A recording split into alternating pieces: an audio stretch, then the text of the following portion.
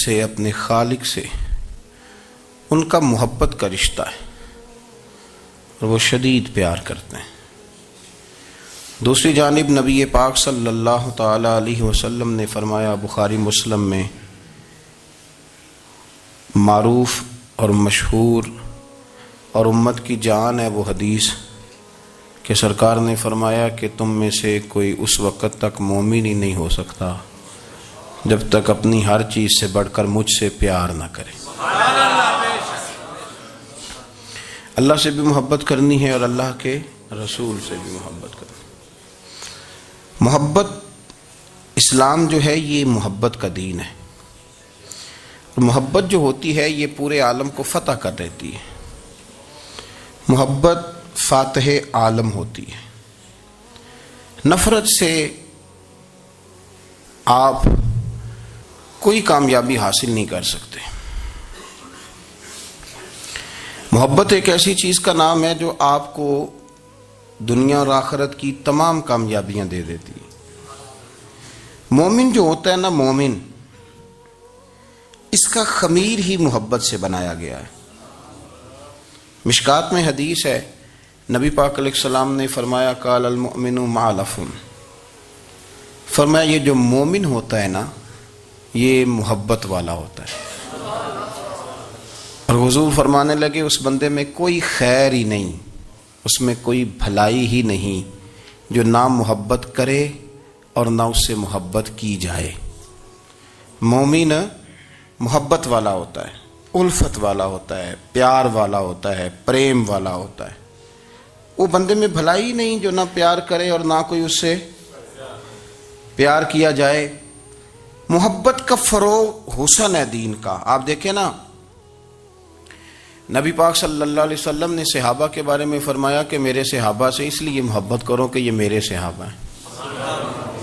اہل بیت نبوت کا معاملہ آیا تو نبی پاک صلی اللہ تعالی علیہ وسلم نے اپنے اہل بیت نبوت کو چادر کے نیچے چھپا کے اور پھر ہاتھ اٹھا کے کہا، اے اللہ یہ میرے اہل بیت ہیں، میں ان سے محبت کرتا ہوں، تو بھی ان سے محبت فرمانا۔ آپ ذرا غور کریں کہ یہ محبت کہاں کہاں پہنچتی ہے، اللہ سے، اللہ کے رسول سے، حضور کے صحابہ سے، بات اہل بیت تک آئی تو کہا، ہے اللہ میں ان سے محبت کرتا ہوں، تو بھی ان سے محبت فرما، اور میرے مالک جو جو ان سے محبت کرے تو ان سب سے بھی محبت فرما۔ فروغ محبت، اشاعت محبت، تبلیغ محبت بڑا ضروری کام ہے۔ لیکن ایک تو یہ تھی کہ دین کے معاملے میں محبتیں جو شرعی محبتیں کہلاتی ہیں، اور ایک ہیں ہماری طبعی محبتیں۔ حضور صلی اللہ علیہ وسلم نے ہمیں حکم دیا ہے، فرمایا اپنی بیوی سے بغض نہ رکھنا۔ اس کا معنی یہ ہوا کہ کچھ لوگ ایسے ہیں جو بیوی کا بغض بھی پال لیتے ہیں۔ مقابلہ ہو رہا ہوتا ہے میاں بیوی کا، بحث ہو رہی ہوتی ہے، ایک دوسرے کے خلاف دلائل جمع ہو رہے ہوتے ہیں، ایک جنگ مچی ہوتی ہے۔ فرمایا اس سے بغض نہ رکھنا۔ کوئی عادت نہ پسند ہو تو وہ عادت دیکھ لینا جو تمہیں پسند ہے، عداوت نہ پیدا کرنا۔ ہاں دین زارے بیزاری کا حکم دیتا ہے، پر ان کے ساتھ جو رب رسول کے دشمن ہیں۔ باقی فروغ محبت میں اپنا کردار ادا کرو۔ دیکھیں نا، حضور صلی اللہ علیہ وسلم نے فرمایا جس نے محبت کے ساتھ ماں باپ کا چہرہ دیکھا اللہ اسے کامل حج کا ثواب عطا کرے گا۔ لیکن حدیث میں جو حضور نے شرط لگائی اس شرط کا خیال رکھنا ہے۔ کس طرح چہرہ دیکھنا ہے؟ فرمایا ماں باپ کا چہرہ دیکھو کس طرح۔ اچھا، یہ حدیث بتاتی ہے کہ کچھ لوگ ایسے ہیں جو چہرہ دیکھتے ہیں پر محبت سے نہیں دیکھتے۔ ابا جی کی کچھ باتیں کڑوی بھی لگتی ہیں نا، تو کئی دفعہ کچھ بچے چہرہ دیکھتے ہیں پر محبت سے نہیں دیکھتے، تو حضور نے فرمایا تو محبت سے چہرہ دیکھ، تیرے رسول کا وعدہ ہے رب مقبول حج کا ثواب دے گا۔ صحابی عرض کرنے لگے، یا رسول اللہ صلی اللہ علیہ وسلم اگر میں 2 دفعہ دیکھوں؟ تو حضور نے فرمایا 2 حج کا ثواب۔ اس نے کہا حضور میں دن میں 3 دفعہ دیکھوں؟ تو فرمایا 3 حج کا ثواب۔ اس نے چوتھی بار کی بات کی تو حضرت ابو ہریرہ فرماتے ہیں حضور نے فرمایا تو جو پوچھتا رہے گا اور میں بتاتا رہوں گا تو بات ختم نہ کریں۔ حضور حکم کریں، فرمایا تو 100 دفعہ دیکھ، اللہ 100 حج کا ثواب عطا کرے۔ بات کو ختم کرتے ہیں۔ تو جتنی دفعہ دیکھ اللہ تجھے اتنے حج کا، شرط یہ ہے کہ ذرا پیار سے دیکھ۔ ذرا محبت سے دیکھ. نفسیات کا ڈاکٹر بوڑھوں کو نیند کی دوائی کیوں دیتا ہے؟ وہ اس لیے دیتا ہے کہ ان کے بچے انہیں وقت نہیں دیتے. بچے کو بہلایا جا سکتا ہے، بوڑھے کو بہلایا نہیں جا سکتا. اس لیے کہ جو بوڑھا ہوتا ہے نا، اس کے پیچھے پوری ایک داستان زندگی ہوتی ہے، تاریخ ہوتی ہے. وہ کبھی کسی چیز کا مالک رہا ہے، سربراہ رہا ہے. اولڈ ہاؤس پاکستان میں تیزی سے اس لیے بن رہے ہیں کہ بچوں کی جو خاص الفت تھی نا ماں باپ سے، وہ رہی نہیں. ورنہ اگر ایک والد 6 بچوں کا خیال رکھ سکتا تھا تو 6 بچے مل کے ایک باپ کو بھی تو سنبھال سکتے تھے نا، ماں کا بھی خیال کر سکتے تھے نا. محبت کا فروغ جب ہو، آپ ماں باپ کو ٹائم دیں، ان کے پاس بیٹھیں، ان کے ساتھ تھوڑا وقت بتائیں، سارے معاملات ٹھیک ہو جائیں گے. ہمارے معاشرے میں نا تیزی سے نفرت کا فروغ ہوا ہے، نفرت کا فروغ. پتہ ہے اسلام نے غیبت سے کیوں منع کیا ہے؟ غیبت کا معنی یہ نہیں ہے کہ کسی بندے میں کوئی عیب نہیں پایا جاتا تھا تو آپ نے وہ بیان کر دیا. یہ غیبت نہیں، یہ تو بہتان ہے. کسی میں کوئی عیب نہ پایا جائے تو وہ بیان کرنا وہ غیبت نہیں، وہ تو بہتان ہے. غیبت کی تفصیل یہ ہے، تشریح یہ ہے، غیبت کی تعریف یہ ہے کہ کسی میں کوئی عیب پایا جاتا تھا، آپ نے وہ اس کی غیر موجودگی میں ڈسکس کیا تو اس کا نام غیبت ہے. وہ عیب تھا، آپ سچ ہی بول رہے تھے، آپ ٹھیک کہہ رہے تھے، عیب واقعی تھا، پر اسلام اس کو پسند نہیں کرتا. اسلام کہتا ہے کہ اگر تو سمجھتا تھا یہ عیب ہے تو جا کے اس کی تبلیغ کر، اس کو بتا، اس کو کہہ میاں یہ غلطی چھوڑ دے، تو نے ڈسکس کیوں کیا؟ آپ کسی شخص کے پاس بیٹھیں اور کسی دوسرے آدمی کی تعریف کریں، آپ کہیں کہ بڑا اچھا ہے، بڑا بامروت ہے، مہمان نواز ہے، با اخلاق ہے، وعدے کو وفا کرنے والا ہے، دیانتدار ہے، سچ بولتا ہے، آپ تعریفیں کریں. آپ کسی کے سامنے تعریف کریں گے نا تو بندہ کہے گا یار کسی دن ملاقات تو کرا. اور جب وہ ملے گا تو اس کی آنکھوں کے اندر ایک خاص کشش ہوگی، پیار ہوگا، ملنے کو جی چاہے گا، ایک خاص راحت ہوگی. یہ کب ہوگا؟ جب آپ نے کسی کی تعریف کر دی. لیکن اگر آپ کسی کی غیبت کریں گے، کسی کے بارے میں کہیں گے بڑا غلط ہے جی، لوٹ لیتا ہے جی، چور ہے جی، فاسق ہے جی، تو بندہ اگر کبھی مل بھی گیا تو اس سے سلام لینے کو دل. ہم نے پتہ کیا ہے، تیزی کے ساتھ فروغ پایا ہے ہمارے ہاں نفرت کا ماحول، تیزی کے ساتھ فروغ پایا. ہم نے نا تیزی سے، آپ کھول لیں کوئی یوٹیوب کھول لیں، کوئی ایسا چینل کھول لیں، بس لڑائی ہے، فلانا فلانے سے لڑ رہا ہے، فلانا. مذہبی لوگوں کی میں منت کرتا ہوں کہ خدا را دین کو اس طرح کا ماحول تو نہ آپ دیں کہ لوگ کہیں کہ ان میں کوئی شے ہی نہیں، فلانا فلانے کا جواب دے رہا ہے، فلانا فلانے کا، اور بازاری زبان استعمال کی جا رہی. اور ٹھیک ہے، مسلمات جو طے تھے لوگوں نے تو ان کو بھی چھیڑنا شروع کر دیا، اور تضحیق کی جاتی ہے، لفظ اس طرح کے اختیار کیے جاتے ہیں جو ویسے ہی وزادار آدمی بولنا پسند نہیں کرتے. کیا آپ اپنی شکل دکھا رہے ہیں کفر کو کہ یہاں نفرت ہی نفرت ہے، اور وہ باتیں جن کو بالکل چھیڑنا نہیں چاہیے تھا ان پر بھی آپ کلام کرتے ہیں. آپ نے کوئی چیز نہیں چھوڑی، اس پر آپ نے بحث نہ کی ہو، الجھایا نہ ہو، میلہ لگا دیا، اللہ جانے کوئی کیا بول رہا ہے. دعوت دین کون دے گا؟ پیغام حق کون سنائے گا؟ فلانا فلانے کا جواب دے رہا ہے، اور پھر وہ دوسرے کا جواب دے رہا ہے، تیسرا تیسرے پہ تبصرہ کر رہا ہے، چوتھا پانچویں پہ تبصرہ کر رہا ہے. یہ کب تک بات ایسے چلے؟ یہی حال سیاسی لوگوں کا ہے.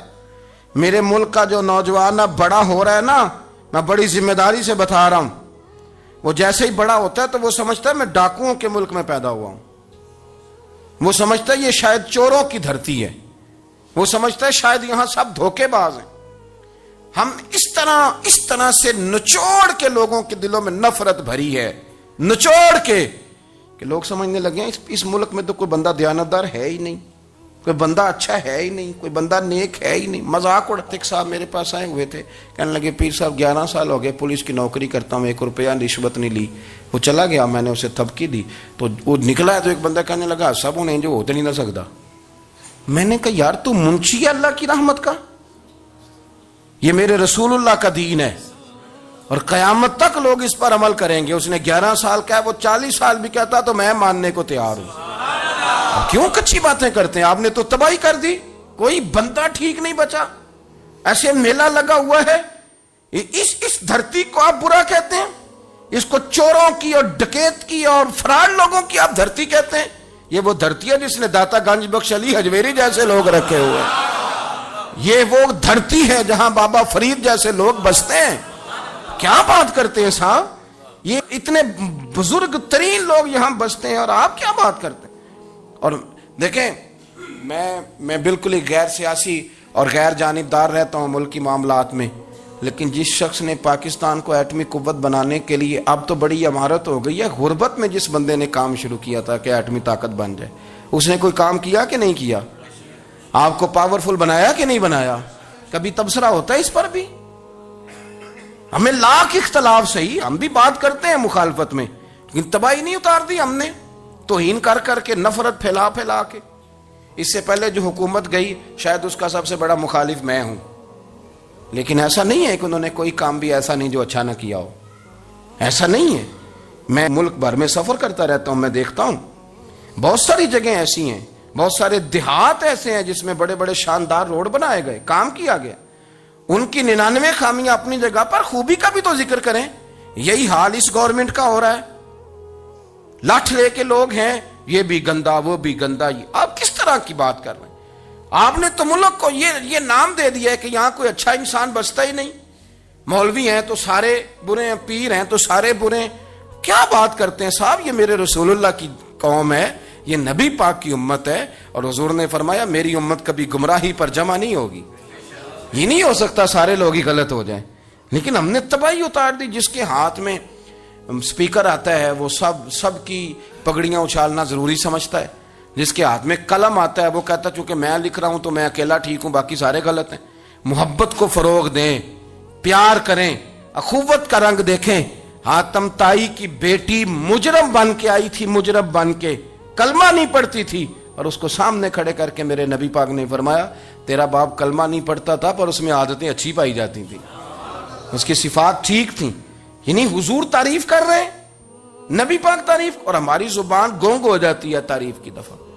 ہم تو جو میری بات مان گیا وہ بندہ ٹھیک ہے، اور جس نے میری بات نہیں مانی وہ بندہ درست ہے، یہ گونگ ہو جاتا ہے ہمارا مزاج۔ اپنی زندگی میں اچھے الفاظ ادا کریں، اولیاء اللہ کے بارے میں، ان لوگوں کے بارے میں جو مسلمہ بزرگ ہیں، ہمارے امت کے مسلمہ بزرگ ہیں، ان کے بارے میں ہم ایسی کمزور باتیں کرتے ہیں جن کا سرے سے کوئی وجود نہیں، سرے سے کوئی داستان نہیں ان لوگوں کی۔ تو یاد رکھیں میرے عزیز، میرے رسول کریم صلی اللہ تعالی علیہ وآلہ وسلم نے جو ہمیں دین دیا وہ محبت والا دین ہے، وہ پیار والا دین ہے، وہ اخوت والا دین ہے۔ اس میں پیار کریں گے، پیار آگے لے کے جائیں گے، پیار کو فروغ دیں گے۔ سنیں حدیث میرے نبی پاک علیہ السلام نے فرمایا قیامت کے دن رب کریم فرمائے گا کہاں ہیں وہ لوگ؟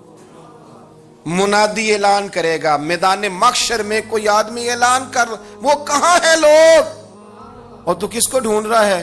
فرمایا مجھے رب نے بھیجا ہے کہ وہ بندے ڈھونڈ کے لاؤ جو دنیا میں میری رضا کے لیے ایک دوسرے سے محبت کیا کرتے ہیں، وہ بندے ڈھونڈ کے لاؤ۔ بندے ڈھونڈے جائیں گے۔ یا رسول اللہ رب ان کا کیا کرے گا؟ تو نبی کریم صلی اللہ علیہ وسلم فرمانے لگے رب فرمائے گا تم دنیا میں میری رضا کے لیے ایک دوسرے سے پیار کرتے تھے، آج میرے عرش کے سائے کے علاوہ سایہ کوئی نہیں، آج میں تمہیں اپنے عرش کے سائے میں جگہ عطا کروں گا۔ میری رضا کے لیے پیار کیا تم نے، میری رضا کے لیے محبت۔ خدا را تھوڑا تھوڑا لوگوں سے پیار شروع کریں۔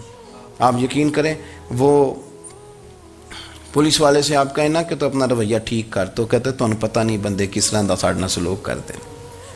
وہ بھی مطمئن ہے، وہ کہتا ہے اگر میں گالی گلوچ کر رہا ہوں تو میں ٹھیک کر رہا ہوں۔ وہ کہتا ہے یہ لوگ لائے کیس ہیں۔ آپ دیکھ لیں، آپ سمجھ لیں چیزوں کو۔ میں نے ڈاکٹر صاحب سے کہا کہ تھوڑی سی آپ لوگوں سے شفقت کریں، غریب لوگ آتے ہیں تو کہتے ہیں مفت دوائی دیں تو یہ بیچ دیتے ہیں جا کے۔ ہر شخص نے ایک دوسرے کے خلاف کہانی بنا لی، نفرت کے لیے کوئی نہ کوئی پلان کر لیا، ہمیں باتیں مل گئیں، ہم نے داستان سرائی کر لی، ہم نے اپنے ذہن کو اکٹھا کر لیا۔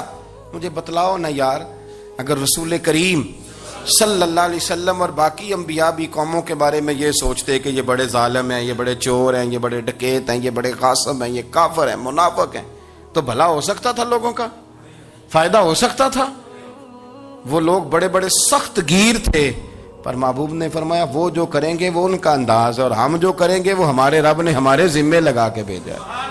اپنی زندگی میں تلاش کریں اور پیار کریں اور اچھے لفظوں سے لوگوں کو یاد کریں اور خوبصورت لہجہ اختیار کریں اور ٹھنڈی اور اچھی باتیں کرنے کی کوشش کریں، اللہ کی رضا کے لیے، اللہ کی رضا کے لیے، اللہ کے بندوں سے پیار۔ یارو دیکھو، عورت ہو طوائف، زندگی ساری بیت جائے گناہوں میں، لیکن میرے نبی پاک فرماتے ہیں وہ رب کی رضا کے لیے کتے سے بھی پیار کر لے تو رب اسے جنت عطا کر دیتا ہے۔ تو کتے کو پانی پلا گئی، پر پلا گئی نا اللہ کی رضا کے لیے، اسے کوئی فائدہ تو نہیں تھا نا، وہ اللہ کی رضا کے لیے پلا گئی، تو رب کریم نے اس کے سارے گناہوں کو، کسی سے پیار تو کریں، خدا را کسی سے پیار تو کریں۔ اس سال میرے گاؤں کے میلے کی بھیڑ میں جو گم ہوا وہ ایک بھکارن کا لال تھا، اس غریب کو تلاش تھی متاع خلوص کی، اور مخلوق چپ رہی کہ یہ مشکل سوال تھا۔ یار کوئی شخص ایسا بچا ہی نہیں جس سے لوگ امید کریں، توقع کریں کہ مجھے یہ اپنا کندھا دے گا میں سر رکھ کے رو لوں گا۔ کوئی ایک ایسا شخص ملا ہی نہیں جس کے بارے میں لوگ کہیں کہ بڑا مخلص ہے یار۔ اتنی بڑی میرے محبوب کی امت، ہر حکومت غلط، ہر شخص غلط، ہر بندہ برا، ہر جماعت بری، اللہ کی رضا کے لیے کچھ لوگوں کے لیے فروغ محبت کا بھی فریضہ سر انجام دیں۔ کیسے لوگوں کو یہ بات سمجھائی جائے؟ حضرت ابو ادریس خولانی رضی اللہ تعالیٰ عنہ تابعی ہیں، حافظ منذری نے الترغیب و ترہیب میں لکھا ہے، فرماتے ہیں کہ حضرت ابو ادریس خولانی کہ میں دمشق کی جامع مسجد میں گیا تو میں نے ایک چمکدار چہرے والا، سیاہ داڑھی والا، چمکتے دانتوں والا خوبصورت نوجوان نبی پاک کی حدیثیں بیان کرتا دیکھا۔ اس کے چاروں جانب حضور کے غلام بیٹھے تھے۔ میں نے ایک شخص سے کہا یار بڑا حسین چہرہ ہے، بڑا ہی خوبصورت انداز ہے، کون ہے بندہ؟ انہوں نے کہا آپ نہیں جانتے، یہ صحابی رسول حضرت معاذ ابن جبل ہے رضی اللہ تعالی عنہ۔ حضرت معاذ ابن جبل کا انتقال بھی کوئی 40 سال کی عمر سے پہلے ہو گیا تھا، لیکن ان پر حضور کا اعتماد اتنا تھا کہ حضور نے اپنی حیات ظاہرہ میں گورنر بنایا انہیں صوبے۔ چمکدار دانت، حدیثیں بیان کر رہے ہیں۔ حضرت ابو ادریس خولانی رضی اللہ تعالیٰ عنہ کہتے ہیں رش بڑا تھا، میرے دل میں خواہش ہوئی کہ آج تو لوگ زیادہ ہیں، کل آؤں گا ملاقات کروں گا۔ کہتے ہیں اگلے دن میں اپنی طرف سے سب سے پہلے گیا، پر حضرت معاذ ابن جبل تو مجھ سے پہلے مسجد میں موجود تھے اور وہ نفل پڑھ رہے تھے، اللہ اللہ کر رہے تھے۔ تو میں نے ان کے ساتھ سلام لی، فرمانے لگے کیسے آئے ہو؟ تو میں نے کہا حضور کل آپ کو دیکھا ہے، آپ کی باتیں سنی ہیں، تو گویا آپ کا تو چہرہ ساری رات میری آنکھوں کے سامنے رہا ہے، تو میں تو سویرے زیارت کی غرض سے حاضر ہوا ہوں۔ اللہ کی رضا کے لیے مجھے آپ اچھے لگیں، اللہ کی رضا کے لیے۔ کوئی بندہ ایسا بھی تو ہو نا، کوئی غریب، کوئی مسکین، کوئی عالم، کوئی صوفی، کوئی درویش، کوئی ذاتی تعلق نہ ہو، تعلق کیا ہو؟ اللہ کی رضا۔ آپ مجھے اچھے لگیں۔ حضرت سیدنا معاذ ابن جبل فرمانے لگے واقعی ایسا ہی ہے؟ عرض کی حضور بالکل ایسا ہی ہے۔ تو فرماتے میں نے چادر لی ہوئی تھی، حضرت معاذ ابن جبل نے میری چادر کو پکڑ کے کھینچا، فرمایا پکی بات کر یار۔ میں نے کہا حضور پکی کر رہا ہوں۔ تو فرمانے لگے سن، پھر میں نے نبی کریم سے سنا ہے، رسول کریم علیہ السلام نے فرمایا جو دو بندے رب کی رضا کے لیے پیار کرتے آپس میں، اللہ ان دونوں سے محبت فرماتا ہے۔ سن پھر اس کو یاد رکھنا، اللہ ان دونوں سے محبت کرتا ہے۔ حضرت ابو ادریس خولانی سے کوئی پوچھتا تھا نا کہ دنیا میں جانا ہے تو سرمایہ کیا ہے، تو فرماتے تھے یہ جو میں نے چادر لی ہوئی ہے نا، اس چادر کے اندر میرا وجود ہے، اور وجود کے اندر میرا دل ہے، اور دل کے اندر میں نے حضرت معاذ ابن جبل کو رکھا ہوا ہے، میں نے وہاں ان کا ٹھکانہ بنایا ہوا ہے، وہاں ان کا ٹھکانہ ہے۔ یہ دور ہی نکتہ چی ہے، کہیں چھپ کے بیٹھ جا، اور جس دل میں تو مکی ہے وہیں چھپ کے بیٹھ جا۔ اقبال کہتے ہیں جس دل میں تو مکی ہے وہیں چھپ کے بیٹھ جا۔ دوستو، رسول اللہ صلی اللہ علیہ وسلم کے غلاموں نے مالک کی رضا کے لیے لوگوں سے پیار، فروغ محبت میں کردار ادا کیا، اور بہترین کردار۔ آپ اپنی زندگی میں کچھ چیزیں ایسی بنائیں جن میں فقط اللہ کی رضا کے لیے محبت، خالق کی رضا کے لیے پیار، خالق کی رضا۔ آپ یقین کریں اگر تھوڑا تھوڑا کر کے ہم اس محبت کو فروغ دیں نا اپنے دلوں میں، تو بہت سارے بادل چھٹیں گے، ہم نے نا وہ تیزی سے دولت کو، لالچ کو، میں اکثر کہتا ہوں کہ میاں بیوی کا جو رشتہ ہوتا ہے نا، اس کو اللہ پاک نے نا قرآن پاک میں اپنی نشانیوں میں سے ایک نشانی قرار دیا ہے۔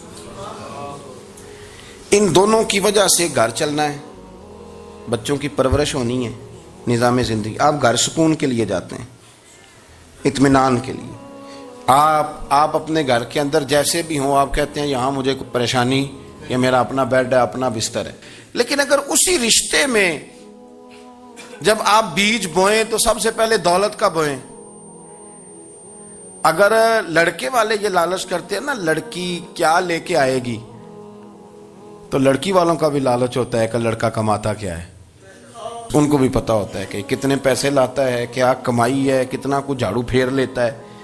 آپ نے جب بنیاد یہ رکھی، مجھے دیانتداری سے بتانا کہ پورا نیک ہو، پورا شریف ہو، پورا پرہیزگار ہو، لیکن دولت صحیح نہ کماتا ہو تو رشتہ آسانی سے ہو جاتا ہے۔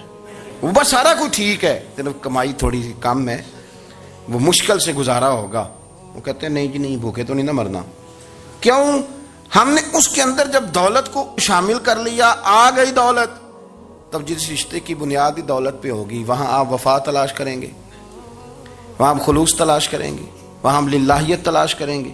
اللہ کرے ہو جائے، لیکن وہ ہمارے مائنڈ سیٹ میں یہ بات ہوتی ہے کہ یہ جو معاملہ ہے یہ گڑبڑ ہے۔ اگر رضا الہی مقصود ہو، اگر اللہ کی رضا مقصود ہو، حضرت فاطمہ بنت قیس ایک صحابیہ تھیں، انہیں طلاق ہو گئی، ان کے لیے دو رشتے آئے، ایک حضرت عبد الرحمن ابن عوف کا مالدار ترین آدمی تھے، اور ایک حضور کے غلام تھے، وہ بڑے غریب تھے، مسکین تھے۔ ان کے والدین کی خواہش تھی کہ عبد الرحمن ابن عوف سے شادی ہو جائے، وہ بھی تو بڑے نیک ہیں، پارسا ہیں، عشرہ مبشرہ ہیں۔ حضرت فاطمہ بنت قیس نے کسی بندے کی ڈیوٹی لگائی، کہنے لگی پتہ کرو نبی پاک کی رضا کیا ہے، حضور کی رضا کدھر ہے؟ تو پتہ چلا حضور کی خواہش غریب کی طرف ہے۔ تو وہ خاتون اپنے ماں باپ کو کہنے لگی میرا نا اس غریب سے رشتہ کرا دو۔ انہوں نے کہا پتر، بیٹیوں کے بارے میں ماں باپ بڑے احساس ہوتے ہیں، ہم چاہتے ہیں کہ عبد الرحمن ابن عوف مالدار ہے تو وہ بھی تو نیک ہے نا، حضور نے دنیا میں جنت کی بشارت دی، اور ان کا بڑا اعزاز ہے، حضور نے ان کے پیچھے نماز پڑھی، بڑا مرتبہ بڑا مقام والا صحابی ہے، وہ تو غریب آدمی ہے، اور پھر حضور نے حکم تو نہیں نہ دیا، خواہش کا اظہار کیا ہے۔ اس بی بی کے جملے بڑے شاندار ہیں، کہنے لگی آپ مجھے اللہ کی رضا کے لیے نا میرے نبی کے حوالے کر دیں، مجھے امید ہے اللہ رسول مجھے کبھی ضائع نہیں فرمائیں گے، مجھے حوالے کریں رسول کائنات۔ چھوڑیں کو ضروری ہے دنیا داری ہر طرف دیکھنا، کہیں کوئی کام ایسا بھی تو ہو نا جو محبت کے زور پہ ہو، جو محبت کے لیے ہو۔ کوئی ہمارے پاس بڑے سارے لوگ آتے ہیں، بڑے سارے لوگ آتے ہیں، اور ہم اس قابل بھی نہیں جتنے لوگ آ جاتے ہیں، میں صحیح کہہ رہا ہوں، بالکل کوئی حیثیت نہیں، 1% بھی۔ جب پلٹ کے دیکھتے ہیں تو شرم آتی ہے کہ یار اتنی دور سے بندہ چل کے آ گیا، اس کو کیسے سمجھائیں، کس طرح کر کے۔ تو ایک آدھ دن پہلے ایک بزرگ آ گئے، اور وہ اچھے صاف ستھرا ان کا مزاج تھا، بڑے شاندار، تو میں زیارت کے لیے ہوں، تو میں نے کہا زیارت شیارت والا تو کھاتا کوئی نہیں، چلو آپ آ گئے ہیں تو کوئی حکم کریں۔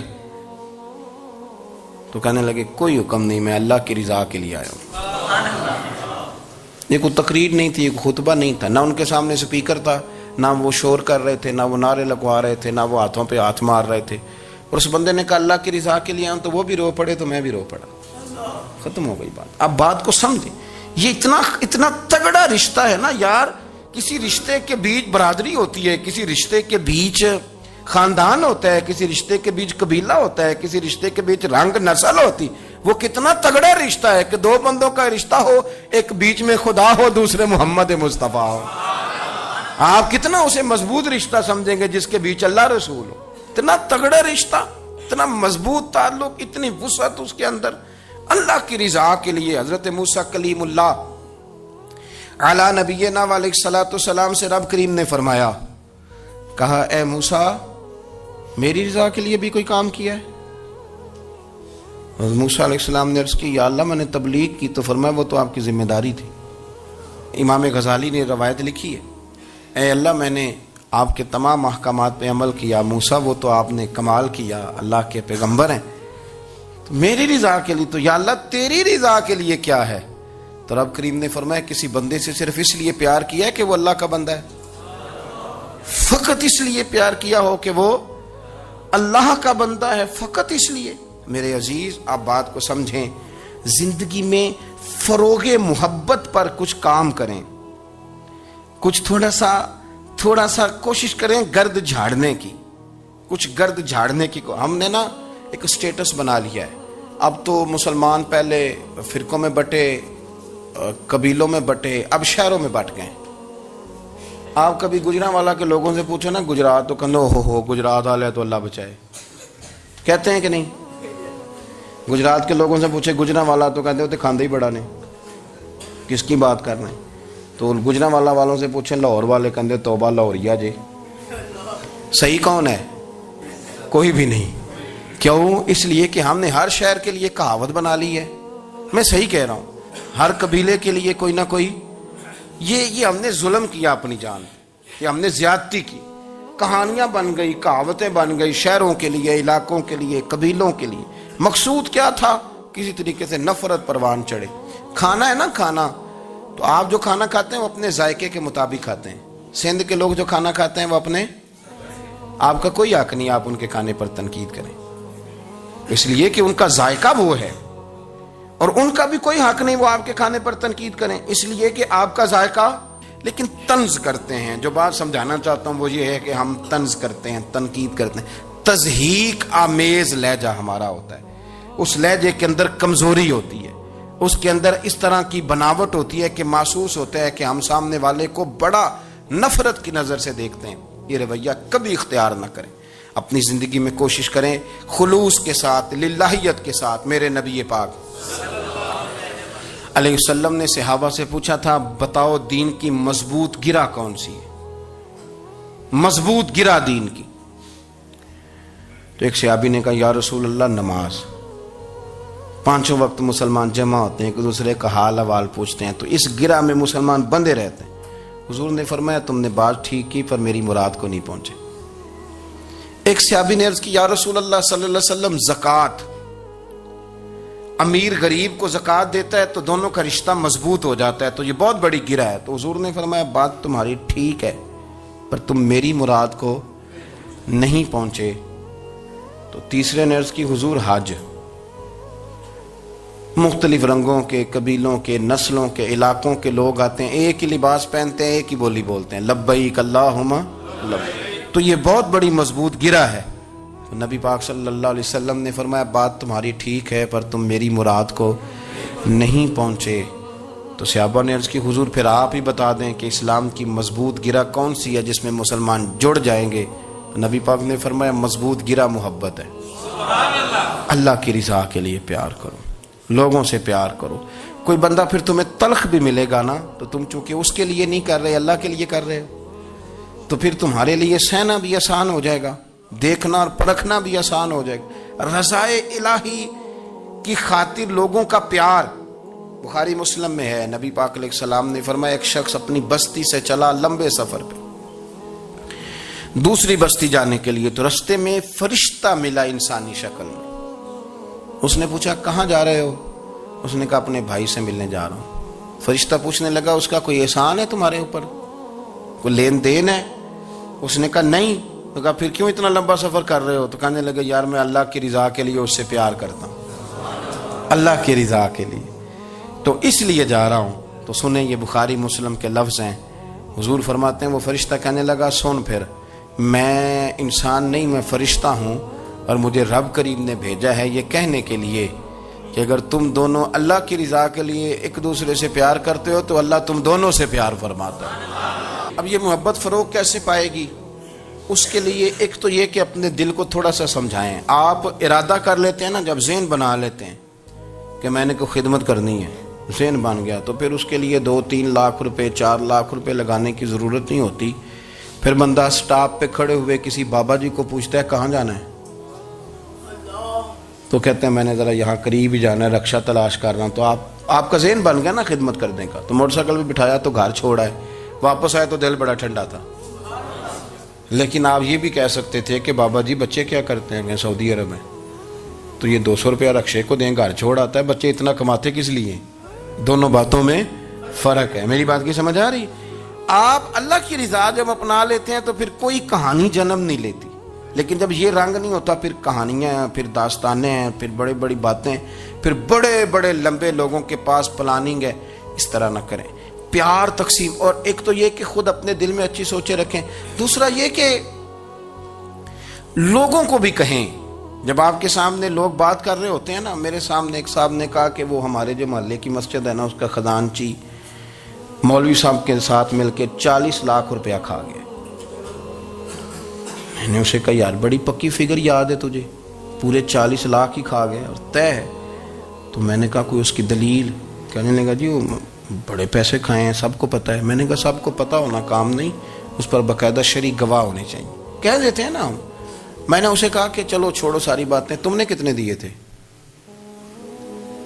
میں نے کہا میں نے تو کوئی نہیں دیا. تو میں نے کہا اگر تو نے کو دیا تو چل میرے ساتھ، میں تیرے تو واپس کراؤں، اور اگر تم نے نہیں دیا تو پھر اللہ سے ڈر. اس لیے کہ بہتان بڑا سخت جرم ہے، صبح قیامت اس کا بڑا سخت حساب دینا پڑے. اللہ سے ڈر. یہی عالم ہماری اخباریں کرتے ہیں جس کے اوپر مرضی جو مرضی ڈال دیا، کون سا کسی نے پوچھنا ہے؟ صحیح کہہ رہا ہوں میں؟ جو مرضی. اور اب سوشل میڈیا جب سے آیا ہے پھر تو کسی خبر کی کسی تصدیق کی کوئی ضرورت، اور نہ پوچھنے والا پوچھتا ہے کہ یہ خبر کہاں سے آئی. بہت سارے لوگوں کے مرنے کی خبریں چھپ جاتی ہیں اور وہ وضاحت کر رہے ہوتے ہیں نہیں جی میں بالکل موجود ہوں، میں بالکل زندہ ہوں، کوئی ایسا مسئلہ نہیں ہے. تو اچھا اس طرح جب کوئی بندہ کر رہا ہو تو پھر آپ کیا کریں؟ پھر اس کو سمجھائیں. میں نے بھی اس دوست سے گزارش کی، میں نے کہا آپ غلط ٹریک پہ چڑھے ہوئے ہیں، یہ طریقہ درست نہیں ہے. اگر آپ کے پاس پروف ثبوت ہے تو پھر بھی مجھے بتانے کی ضرورت نہیں تھی. آپ وہ پروف ثبوت لے جاتے اور خزانچی اور امام صاحب سے ملتے، کہتے جی 40 لاکھ روپیہ کدھر ہے؟ آپ کے پاس پیسے تھے، وہ مسجد کے ہیں، اس کو آپ لائیں، فلاں جگہ استعمال کیے ہیں کہ نہیں. ان کے پاس جاتے، دائیں بائیں کہانیاں چھیڑنا تو آپ اپنے لیے گناہ اکٹھا کر رہے ہیں. نبی پاک صلی اللہ علیہ وسلم کی حدیث سن لیں اور اس کو ہمیشہ یاد رکھنا ہے. آپ حضور نے فرمایا اگر تو نے کسی شخص کی ایسی جگہ توہین کی جہاں اس کی عزت بنی ہوئی تھی، تو نے کسی کو ایسی جگہ رسوا کر دیا جہاں اس کی عزت،